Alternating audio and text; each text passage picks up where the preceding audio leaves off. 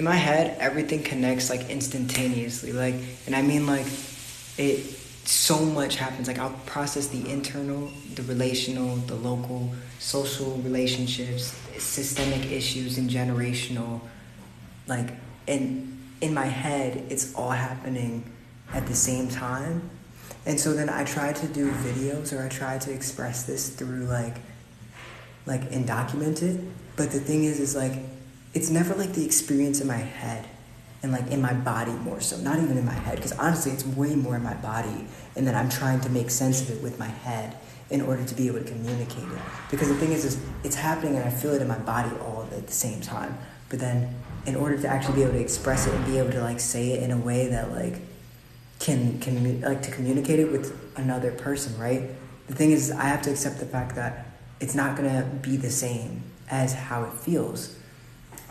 Because I have to express what I'm saying sequentially, like in the sense that I have to express it 1, 2, 3, 4, 5, and in order in that sense. But the thing is like that automatically is so difficult because I'm trying to express something that is timeless, that is also shapeless, that also is way more visual, because honestly I see it more than I really like am thinking and like hearing my voice say it. It's way more like I'm seeing the thought itself as a visual cinematically, and then that's my breakdown in my brain, you know what I mean? Like, and then I'm trying to gather and process the words and tell you that shit like right now, you feel me? And like it's a lot, and it also can be a lot for others, and difficult to communicate. But the thing is, it's also because I've spent so much time in my life, like for me, I grew up where like I had a lot of barriers in communication, and at the same time things that would prevent communication before I got the opportunity to get started. And because of that, I learned to really understand the feeling before understanding the words, because I knew that words and language were just a limitation of what we were actually expressing, because words themselves are actually like just boxing in the energy that we're like, that has a lot of words in it, right? But if I use the words, it's gonna box it in, which is okay. But like that sounded like, you feel me? I ain't even gonna try to explain that.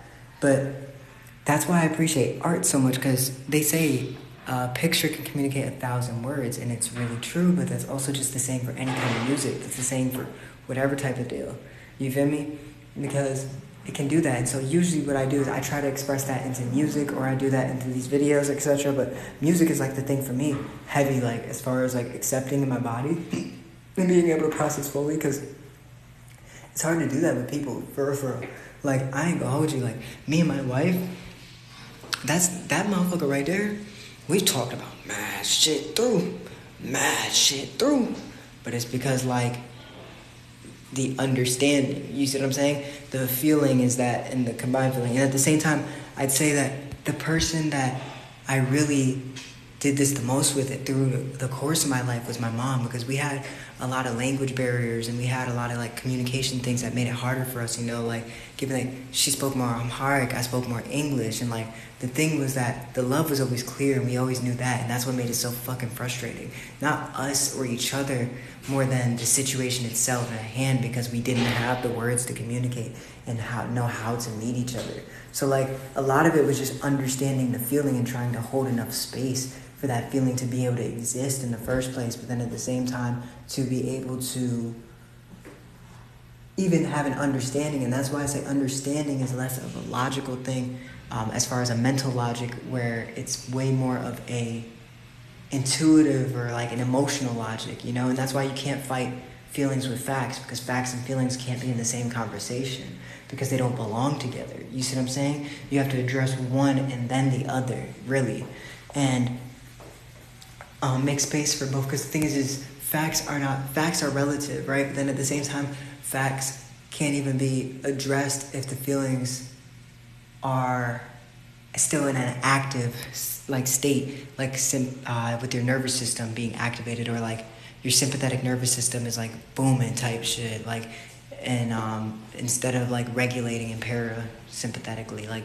being cooled out, So it's, with that, I learned to understand the feeling before the words, and I think a lot of times people don't realize that we actually don't know how to communicate what we're feeling heavily because we feel really big emotions, and at the same time, it takes a lot more time and space for us to actually be able to say what we mean. And we think that we're saying what we mean a lot, but this is why in America we talk and most of it is actually written in the subtext rather than the direct statement because we don't really use direct language enough. And I would say that with that, it takes a lot more breaking down to actually have a true understanding and not like a shallow sense of it.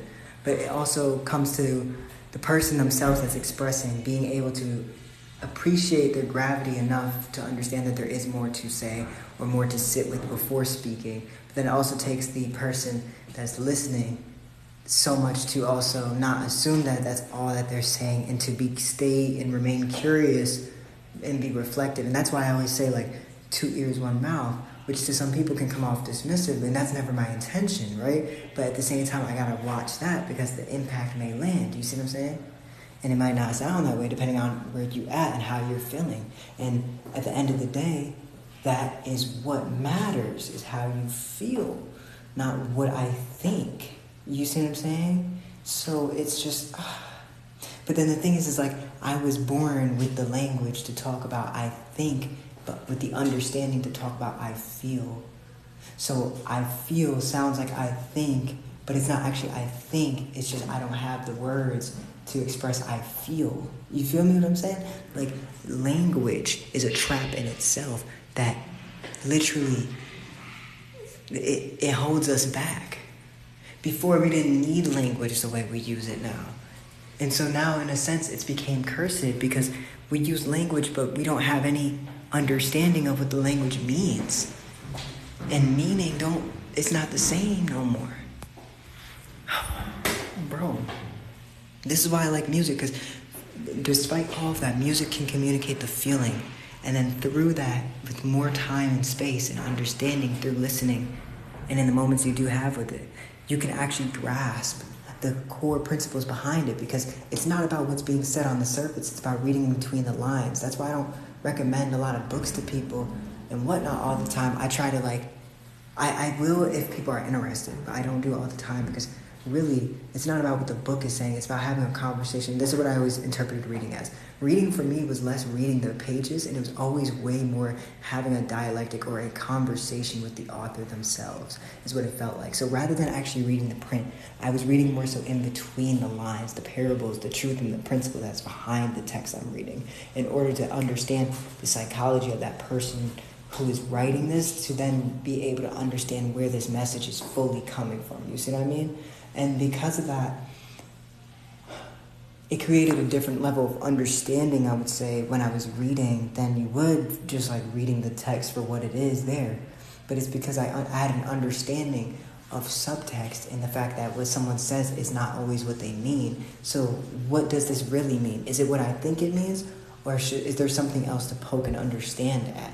So I would sit with it and I would take my pause with it. But the thing is, because I took my pause with it, the pause wouldn't be, 15 minutes or something like that you would typically think of when you're using the conception of time. But it would be more so like, pause for myself, let everything pass through me real quick and process. Okay, now we're back. Because I need that moment to collect and gather to move forward. You know what I mean? That's why you don't go back into the past, but you step back so you can step forward. Because without stepping back, you forget everything and where you came from. You see what I'm saying? But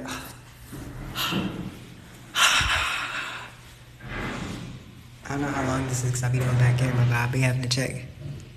Dang, just like that, 6.5 minutes, okay. But yeah, like,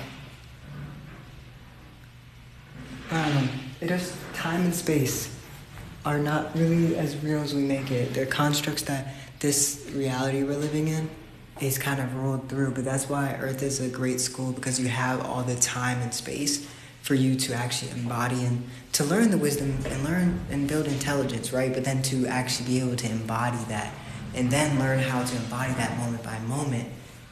And then in that, being able to navigate the surfboard on the waves.